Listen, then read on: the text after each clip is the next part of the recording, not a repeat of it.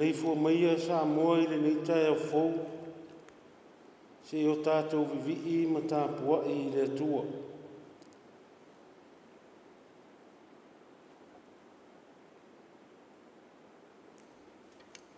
Ia ia te o tau le alofa tū noa ma le manuia mai le atua lo tātou tamā. A toa ma le li o Iesu Kiriso. Tātou tatalo mo le anganga pa ia. Wala fai mai lo o tunu ui le nei tai au fou le li iero mātou o tua.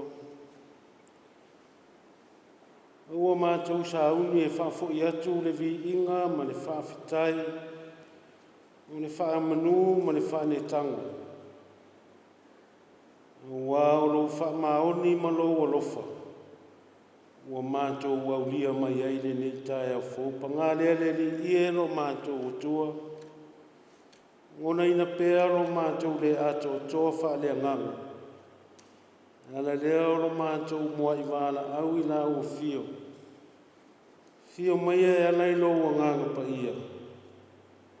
Te ai aina o mātou roto tāpua i taito tasi. Ia whaia le sauninga nei. Ia i umea umai le whaasirisiri ino lo lava suafu mamalu. Uno Iesu o mātou ole mtatalo tuai.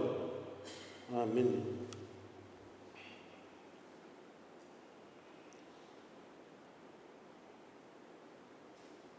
O le whaitawina o le tusi pa ia. Tusi whiriwhiria mo le nei tai au fou.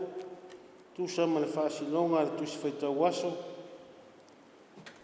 Tusi a apostolo Paulo i a Filemoni ilo na mta upu mua mua.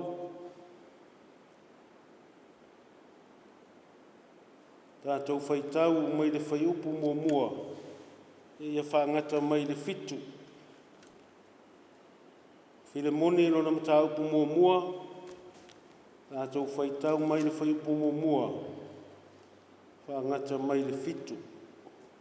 Whaafonga maia. Ia fionga pa ia lo tātou uri. Paulo le ono no tia no Keriso Iesu. Timote fo'i lo tātou uso. Ia Filemoni o le pere na tātou ngā lulue whatasi. Ma fia lo tātou tua whawhine ma ake ripa o le na tātou mātatau whatasi. A toa ma le kale sia i lo whale. Ia ia te o tau le alofa tū noa ma le manuia mai le atua lo tātou tamā. A toa ma le li o Iesu Kiriso. O te whawhitai atu i lo atua, pe a o tauta ua oe le au noa i au te talo. Ina ua o whaalongo i lo alofa ma lo whātua tua i le li o Iesu. A toa ma le au pa ia uma. Ina ia ngalue lava le mafuta whaatasi lo whātua tua. Ina ia matua i loa mea le rei uma. Ua ia te i tātou ia Keriso. Ua lo usoi, ua tele lo fia ma le mawhanawhana. Ona o lo alofa. Ina ua wha mawhanawhana ina le au pa ia ona o oe. Ia whamanuia mai le tua i whaitawina o nā whionga pa ia. Ia tū maua tupe ia te ia lo na vi inga. Nei se i o i le whaavavau lava. Amen. Ua tātou tālo sanga.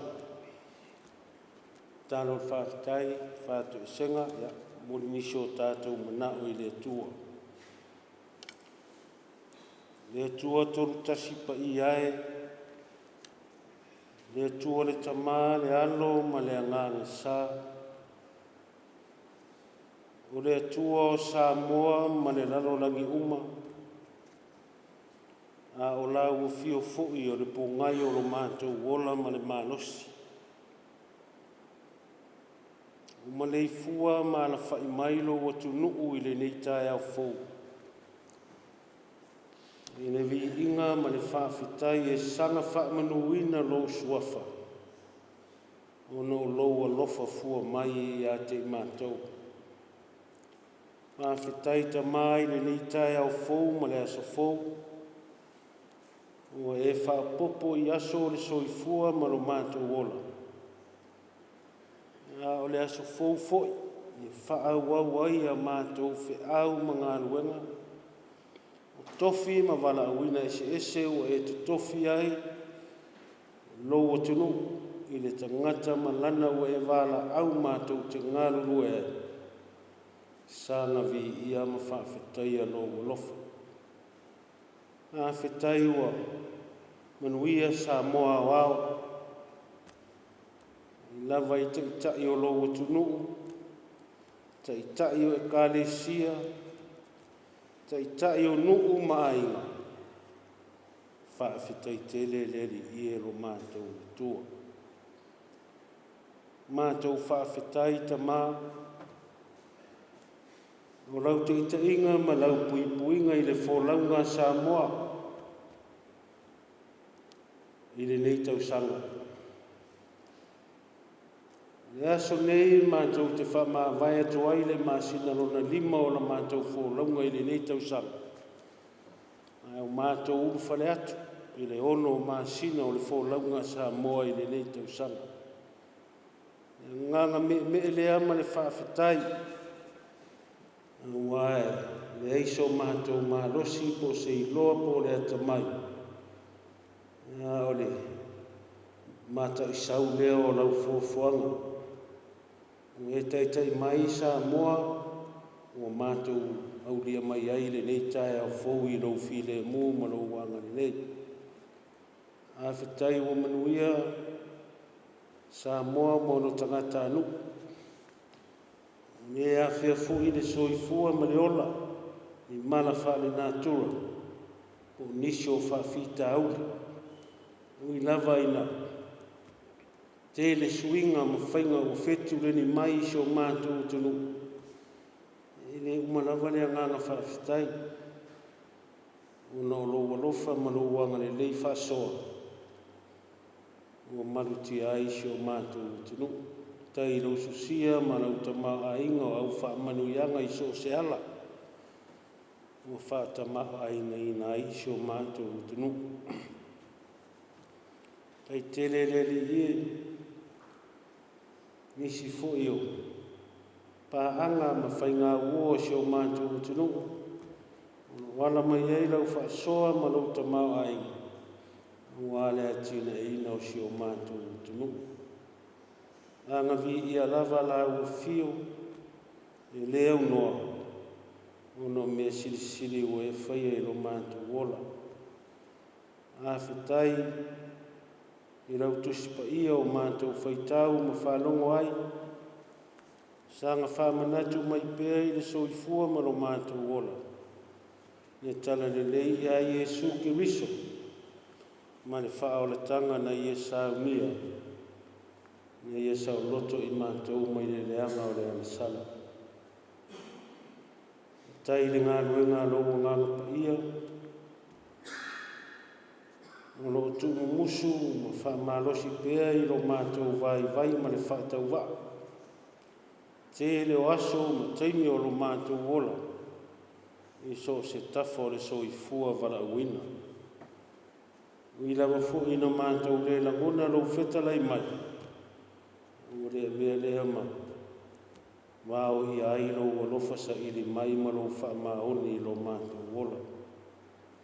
A whetai sirisiri ono Iesu Kiriso le li I lo mātou whaola.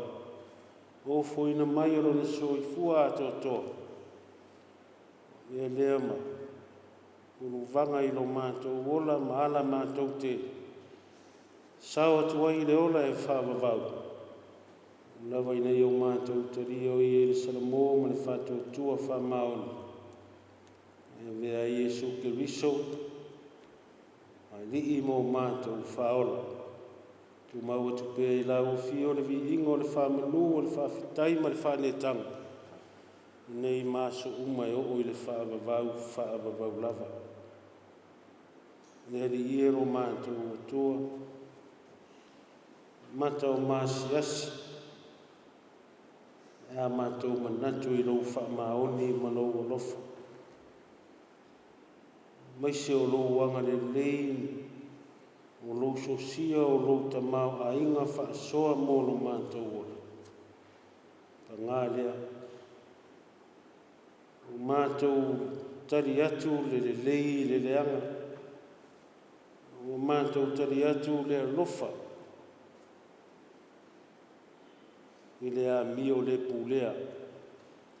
Mātou te tālo le li ielo mātou tua.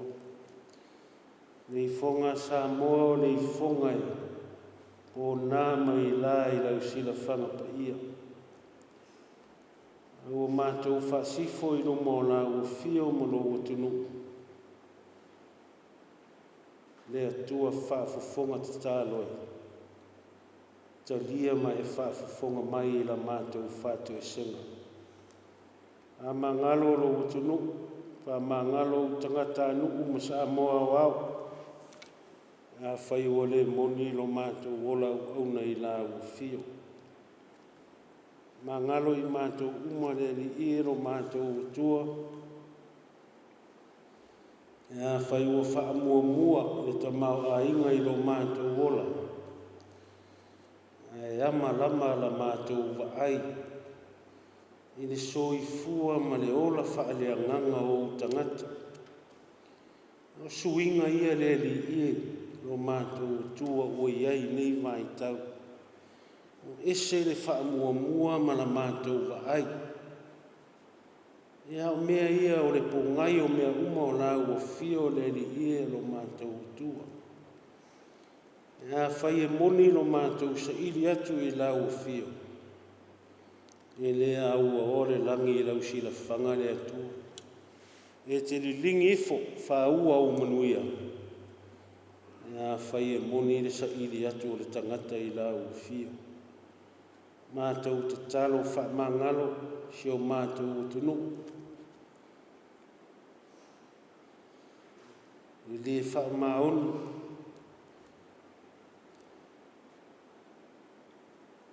E maise.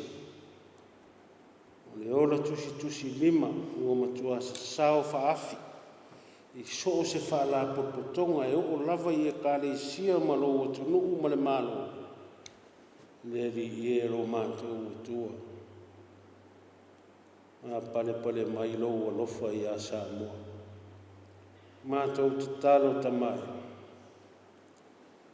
E soa ni mai. Au mai le file mu I o mātou loto malo o tunu. Mātou te langona I nai pea. Le tā ua o lo whaatasi mai mo I mātou. Le li I lo mātou o tua. Sina ma tā ua o le totopa ia o Iesu ke riso na whaamaringi inga I le sātau.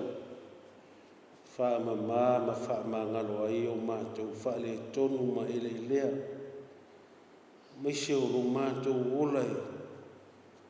Fia tau I masui I lea aso ma lea aso. O le ai se awanoa o le loto whaamangalo. O le ai se awanoa o le whaasoai. O whauriuri tō mātou langona ma manatu. A losi le manatu whaapito. Le mātou te talo lea tama. A mamai mātou le totopa I o Iesu ke riso.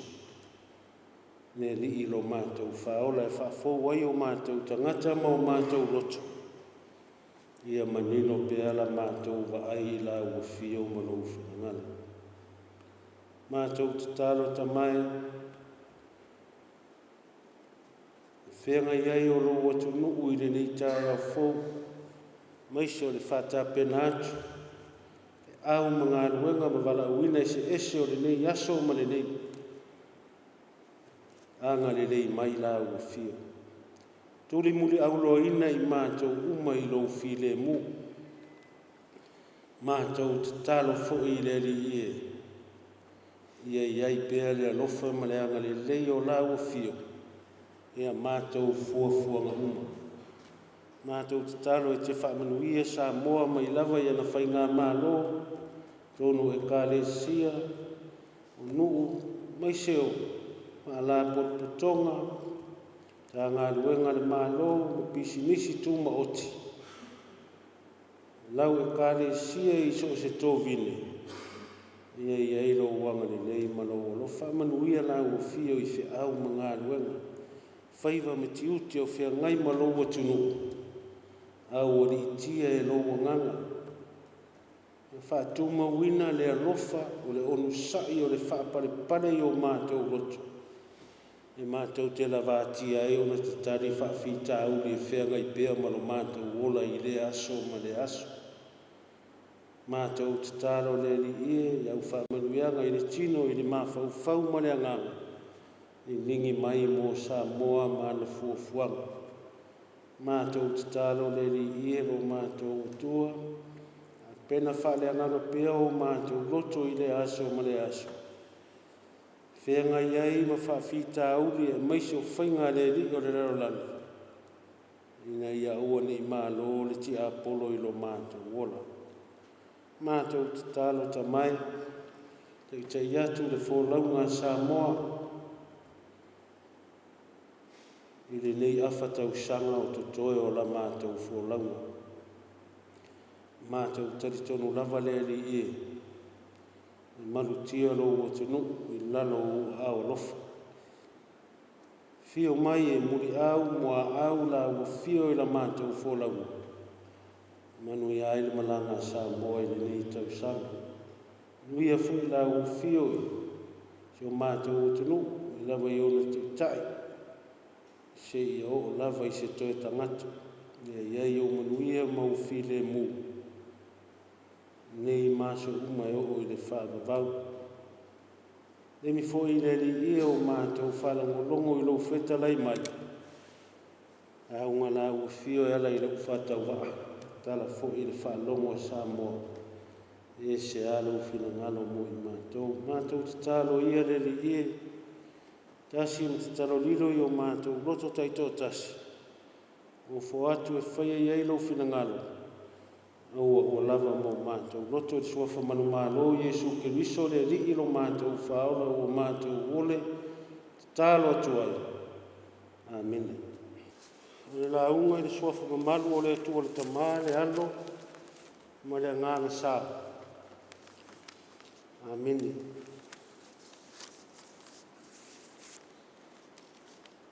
Ua whiwhiria le whai upo e 5. Le tusia Paulo I a Filemoni I ona whaitauina e. Ai ma au nei mawhauwhaunga whale anganga. Wa le fo launga I se au mga ruenga o le nei aso sa moa e toi whaitauina e whapea.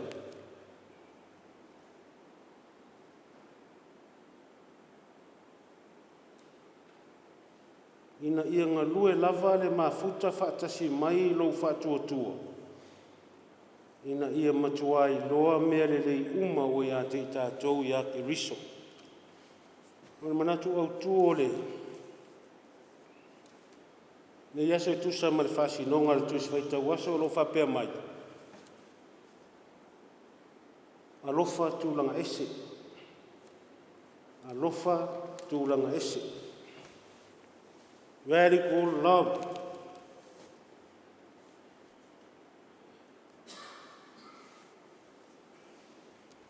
O Filemoni o se tasi o tusi pupu I tusi ale apostolo Paulo.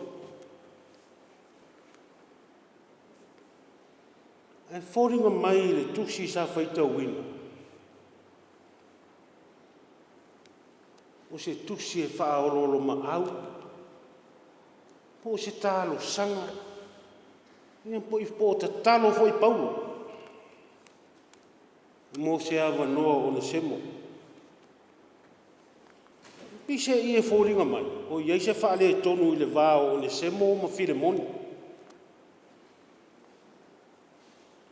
O le semo sa avea ma polonga ia Filemoni. O le mea ua tupu. Tu lou sa moa lau whaafonga. Ua ngā oi o le semo i mea tō tino alona matai. Tupe manisi mea uma. Ne ala la lea, o le sola ese o le semo. Mai ia Filemoni.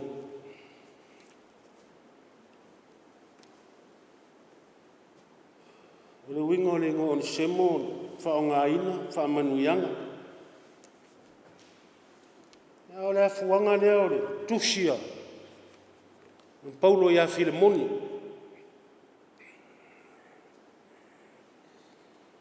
Sei toe whaamanatu ia Filemoni. Po iei se avanoa o le loto whaamangalo. Ma le whaapalpale. Ua le upu moni. Ua matua whauri li tōre manatu o Filemoni. E na te le toi tali e ina o ne semo i rona ainga. E maisefo. O mafutanga le au keusiano i a sia i titi i nao na pō. Ne ala le le ma i le apostolo Paulo le whaafita auri le vao o ne semo ma Filemoni. Lona matai. Wae o lava ia Paulo. Na tau tino o le aia toi to tongi tupe o le eita lafu ai an semo ia Filemoni. E fōringa mai fōi o loo mauti noa le leie Paulo. E iai le awa noa wha le atua. E ta li ai e Filemoni lana te talo atu.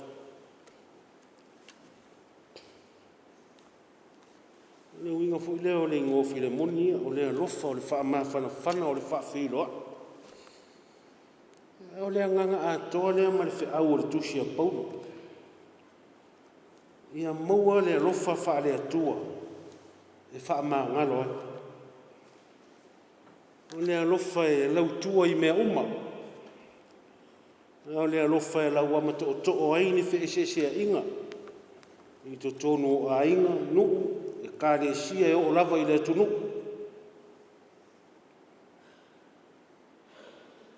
Ta ofi fo i le apostolo. O le alofa tūlanga ese lea o le atua i le ngata ina wha maangalo.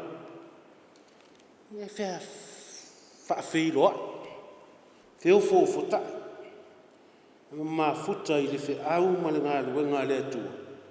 E sanga wha mausa di ai le alofa le wha le atua. E peo na o mai ke riso.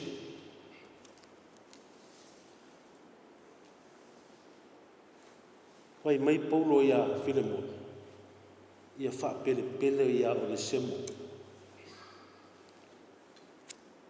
Peo na e whai ia tia. Nea lofa e i lima whai fo i e so tātou mālosi o na wha au au lea lofa sa mo. Wai banga nā ua. Fio le tua i rou whina ngalo malo uloto. Ona mawhai lea ona. Tātou wola lea lofa lea e pe ona whai mai e lea apostolo Paulo. Lea lofa i le whaelonga tangata. O lea lofa i le fua ina ua lofa mai. Lea lai whai mai e Paulo le whai upo whai nei ma tātou matua. Ina ia ngā lue lava i le mafuta whaatasi i lou whatuatua. Ina ia matua i loa mea le lei uma o ia te tātou ia ke wisa. I le mawhai lava. Ia whai tātou te le whaalango langa. Le mafuta mai le whatuatua ia Iesu ke wisa. Tapasa ina i le whaamoe leo le alofa tūlanga ese.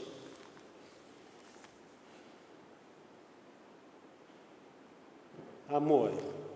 Ne mwhaiona tātou tau aveina matino i roso i fua le alofa lea. I wanga nā ua tātou wola i ake riso. E tā ua le mafuta mangāru ue whaatasi ma le whaataritari. I le whaatuatua i le atua. O ie mawhai ei mea leo o ielo tātou mālosi.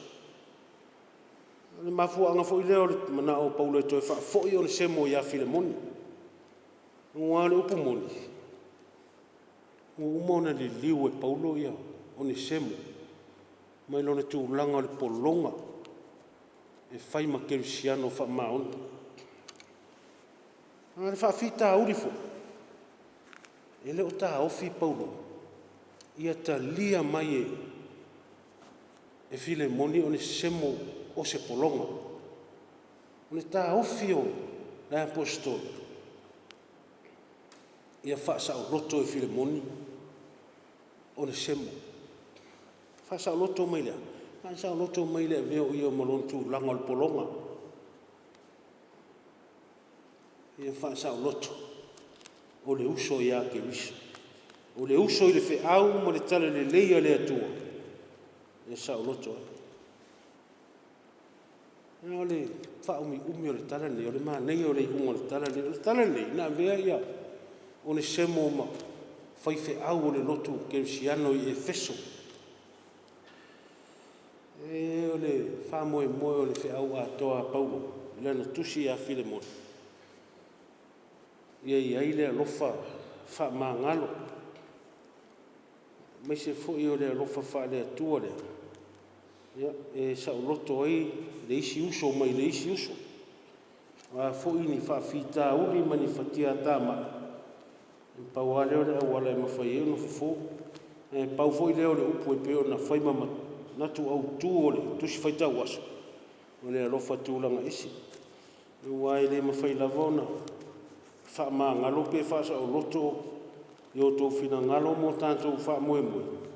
Pe a fai ele ma wala ngona le ole alofa e.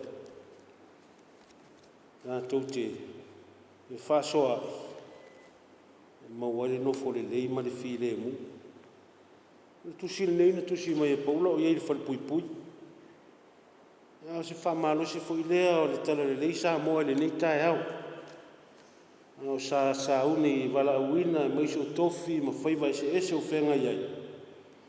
I au ni tia o tau fina ngalo mo tātou loto manga. I lea lofa tūlanga ese lea o lea tua. I ui mā ngalo ai ni wha le tonu mani sise. I le ngata o mā tua i whanau.